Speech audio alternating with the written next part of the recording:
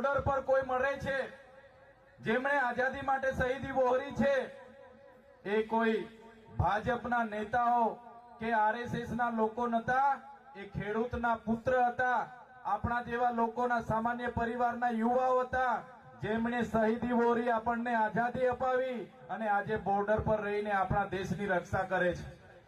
ત્યારે હું કહેવા માંગીશ કે આ દેશ એ સંવિધાનથી ચાલનારો દેશ છે, આ દેશ એ ખેડૂતોનો દેશ છે, આ દેશ કોઈ મોદી કે અમિત શાહનો દેશ નથી, આ દેશ એ ખેડૂતોનો દેશ છે। ત્યારે તમે જોયું હશે આ ભારતીય જનતા પાર્ટીની 30 વર્ષની સરકારમાં ગુજરાતના ખેડૂતોની આજે હાલત શું છે। એક બાજુ દેશના વડાપ્રધાન પોતાની સભાઓમાં ખેડૂતોની આવક ડબલ કરવાની મોટી મોટી ફાકા ફોજદારી કરે છે,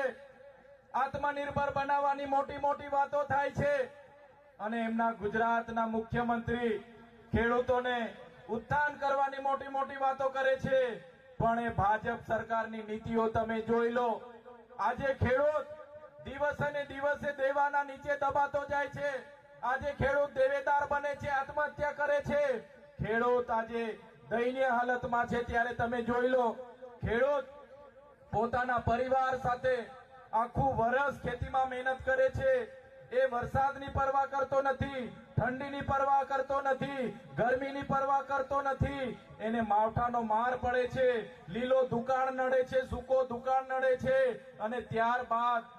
સાપ ખાય, ત્યારબાદ ઢોર ખાય, ચોર ખાય, મોર ખાય, અને પછી વધે પોતાના માટે રાખે, અને પોતાના પરિવારની દીકરીનું લગ્ન કરાવવાનું હોય, પોતાના યુવાનને ભણાવવાનો હોય, એમના માળી બીમાર હોય, એના માટે જ્યારે પોતાનો પાક વેચવા માટે બજારમાં જાય છે,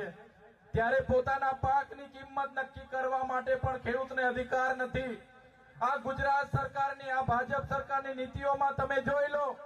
ખેડૂત દિવસે ને દિવસે ગરીબ થાય છે।